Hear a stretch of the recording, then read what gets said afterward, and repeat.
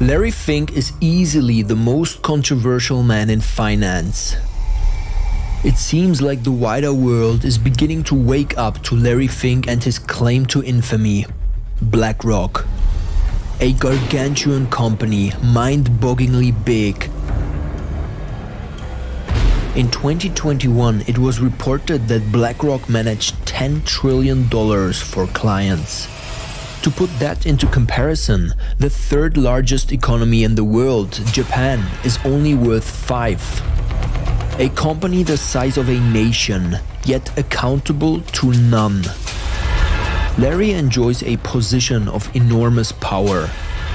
One his critics say he abuses to no end, so long as it boosts profits.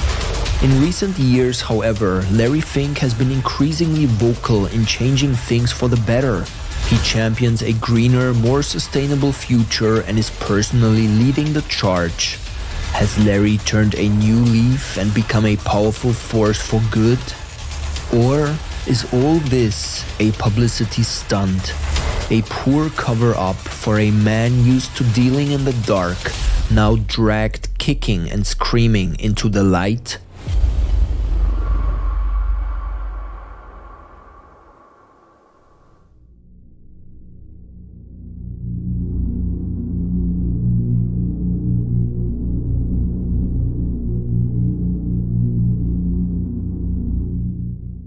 While some ponder the duality of man or the meaning of life, Larry Fink doesn't concern himself with such trivial matters. Larry wrangles with a far more important question. How can he become one of the most powerful men in the world? How can he, the lowly son of a shoemaker, be spoken of in the same breath as presidents and world leaders? The obvious route is, of course, politics. Naturally, Larry enrolls in UCLA to study a BA in political theory. Then, in one of those funny moments, something seemingly insignificant changes everything. In his final year, Larry takes some extra classes in real estate, and he loves it. Larry no longer wants to be president, but a real estate tycoon. Then, after receiving his MBA in 1976, he isn't entirely sure what he wants to do, but his goal still remains the same: greatness. So like most insatiable finance graduates, he heads to the place where legends are born, Wall Street. The thing is, Larry doesn't know why legends come from Wall Street, nor the gauntlet waiting for him when he gets there. If you are already on Wall Street, an ambitious chimp looking to make it big in the finance world, or you are a silverback Chad pursuing your studies and pursuing your megalomaniac business plans, you might be familiar with these situations. Your daily schedule is packed with micro tasks, and your to-do list is full of stuff you would love to outsource. You would need an ambitious and intelligent junior chimp to help you with daily operations of running your life, so that you can conquer new net worth levels. Luckily, you can hire someone like that.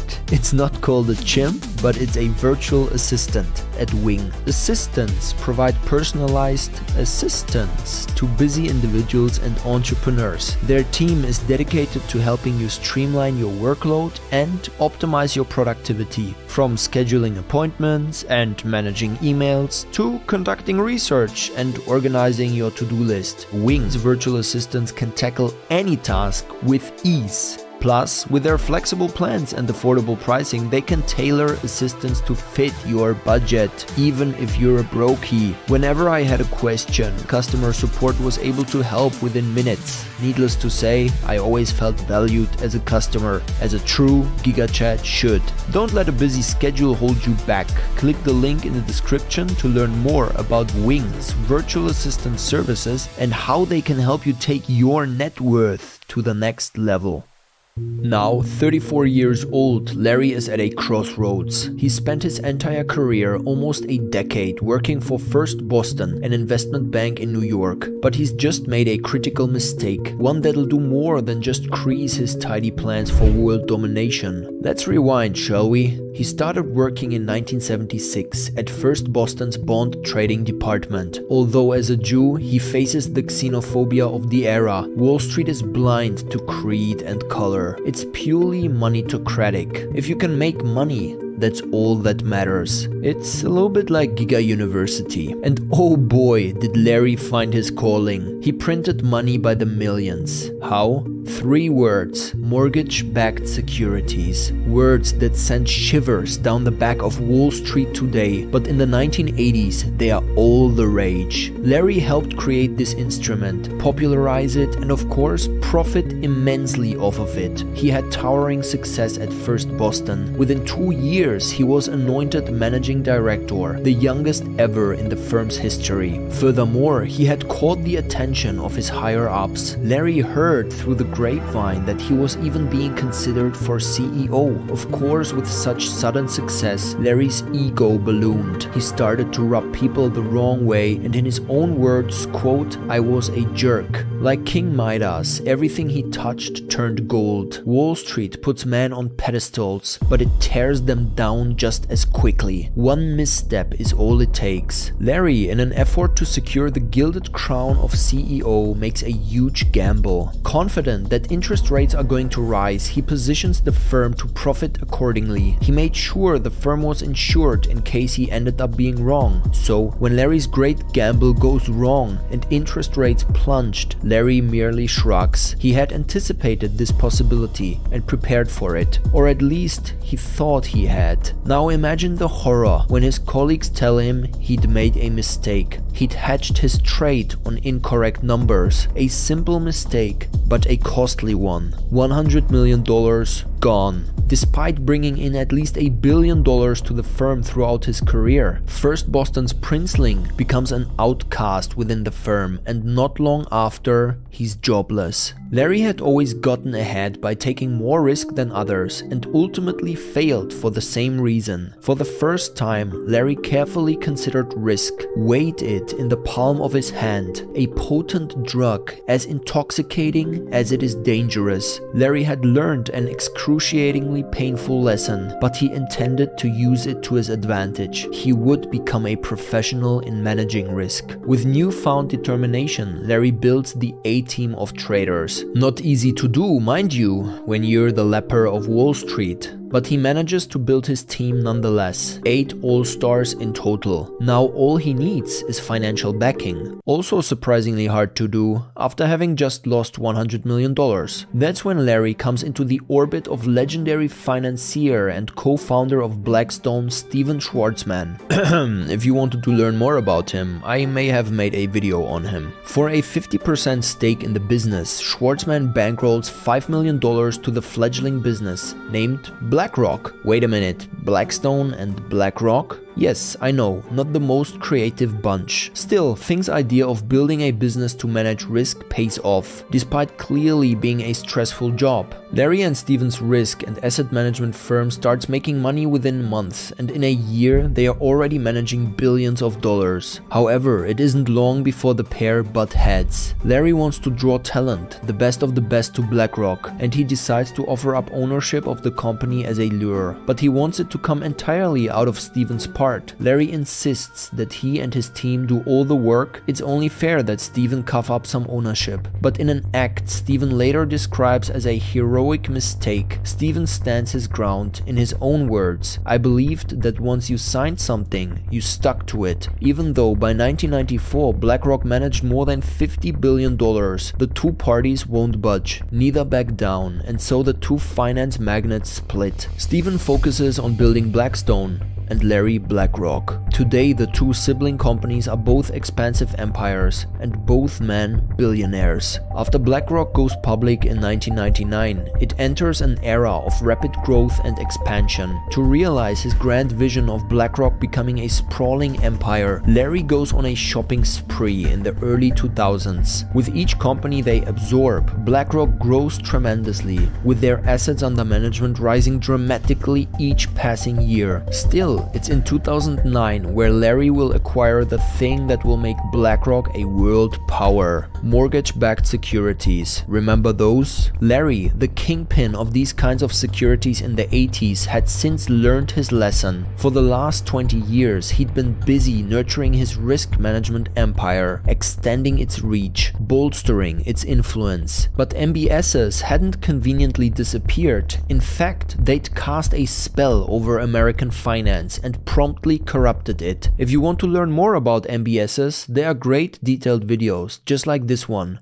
Larry, familiar with the sting of MBSs, had limited BlackRock's exposure to these volatile securities. Wall Street, on the other hand, had gorged themselves on these mortgage-backed securities without really understanding how rotten they were. Huge financial giants woke up to the realization that the billions they had invested in these assets were evaporating before their eyes. As they watched Bear Stearns lose 90% of its value and the Titan Lehman Brothers become the Titanic, everyone began to panic. This spelled disaster to many, but opportunity to a few. Companies run conservatively, like JP Morgan, managed to scoop up sickly competitors at a bargain, as you can learn in our Jamie Dimon biography. Larry didn't intend to miss the party. Barclays Bank bought part of the collapsed Lehman, thinking they were getting a steal, until they ran the numbers and figured out that they'd bought the financial equivalent of nuclear waste. The situation rapidly deteriorated and Barclays needed to raise some serious cash fast, so they brought out the crown jewel,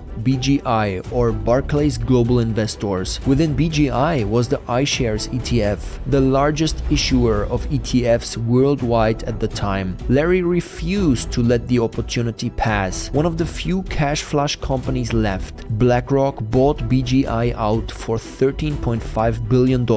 Although rarely spoken of, it's the deal that cemented BlackRock as the world's biggest asset manager. As if that wasn't enough, passive ETFs like iShares would grow phenomenally popular over the following years. Actively managed ETFs struggled and continue to struggle to match the returns of low-cost passive ETFs. With a stranglehold over passive ETFs right before their boom as an investing vehicle, Larry Fink must have been feeling pretty pleased with himself. On top of well-timed and even better priced acquisitions, BlackRock stands out from its competitors. Investors, now rabid to find a safe harbor for their cash, crowd the relatively unscathed BlackRock and beg them to take their money.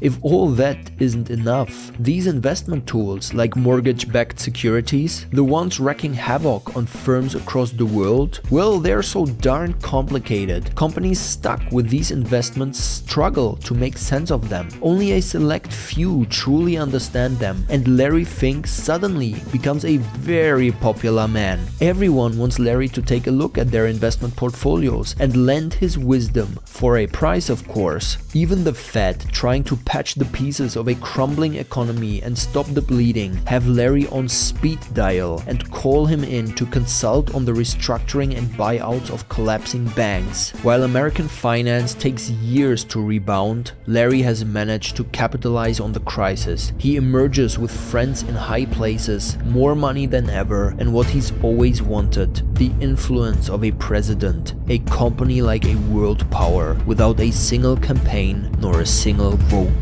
True power.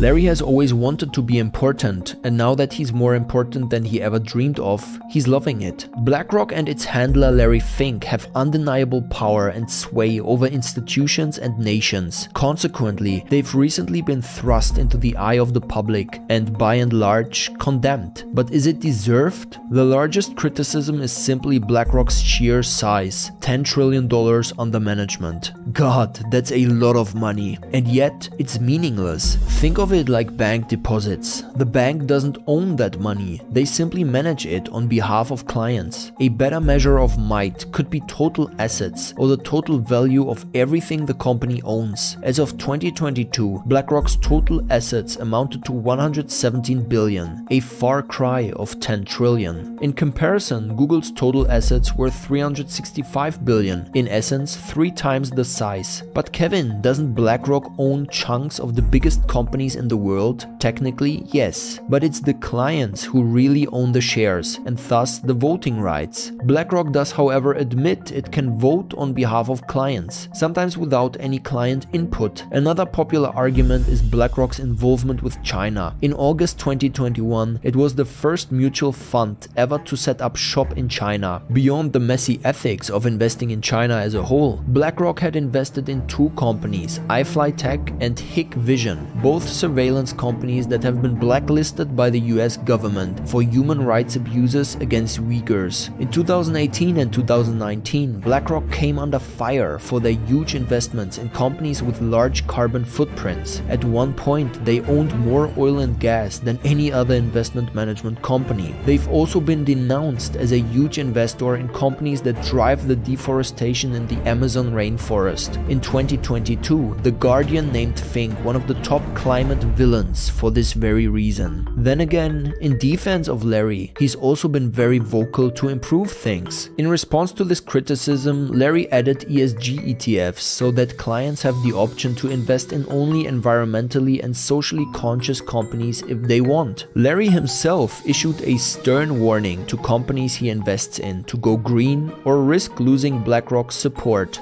Of course, he did that because he is a great human being, not because his LPs feel the pressure of ESG activism. To his credit, he hasn't backed down, even when he's lost certain investors like the state of Florida to the tune of $2 billion in the pursuit of a greener future. Now, some vehemently oppose ESG investing as well, for a number of reasons, saying it's a way to push woke capitalism and subversively force companies to adopt certain policies. While the court of public opinion has been quick to condemn BlackRock, in the end, the question of whether Larry and BlackRock are evil or not is unproductive. Larry Fink has built an empire by relentlessly tailoring his business and its products around what clients want. Despite its flaws, BlackRock allows clients to invest in everything, from arms manufacturers to surveillance companies operating in communist dictatorships to those innovating to fight climate change.